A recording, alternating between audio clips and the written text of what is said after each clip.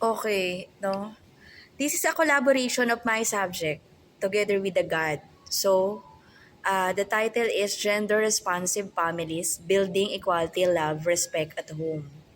So, the background of this is we all know that the family is the basic unit of the society and play a crucial role in shaping the values and behavior of each member. However, the traditional gender roles often assign an equal responsibility to men and women.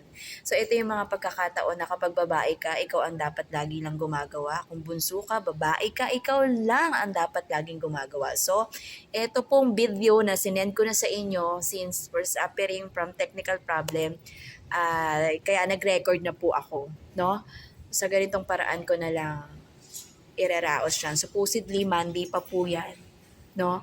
Kaso, diniklara sa gobyerno na walang pasok. Kaya ngayon ko ina-accomplish lahat po ng section na hawak ko. Going back, which can lead to imbalance in decision making. Yes, totoo yan. Kapag kapiling mo, aping-api ka na, magkakaroon ka ng questionable.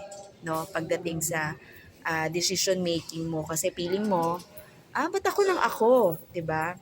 Pagdating po sa household management. So, dapat equal po kayo sa pamilya nyo. At alam mo dapat na you have your own responsibility sa pamilya natin. So, again, sabi nga, this is a collaboration of my subject together with the GAD, Gender Development Program, no? Sa mga gobyerno, buhay po ang layunin ng nasabing tanggapan. And by the help of my subject, as a speaker, Arlene Biglang Awa. So, to promote awareness on gender equality and inclusivity with the families by integrating gender sensitivity. Yun nga, ay kapag ganito ka, babae ka, ganito ka dapat, lalaki, ganito ka dapat. So, kahit ano po yung gender nyo, dapat we have equal, no? Task sa pamilya natin. And to become stronger, more resilient, and more harmonious. This symposium aims to guide families, especially the student, in understanding their role as equal partners, empower them to practice shared responsibility, and reinforce the importance of gender-responsive family member. The objective of this, minamadali ko na lang para po madali po mag-record at ma-send po sa inyo. Number one, promote awareness of gender equality in terms of their family roles and responsibilities.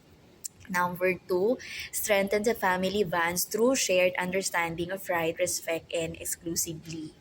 Third is encourage active participation of all family members in fostering a gender-fair home environment. So, alam ko may mga hindi perfectong pamilya. Nandito po ako at yung po tanggapan ng God just to show ang tawag dito, support, no, kung sakasala kiling meron po tayong mga problema na putol.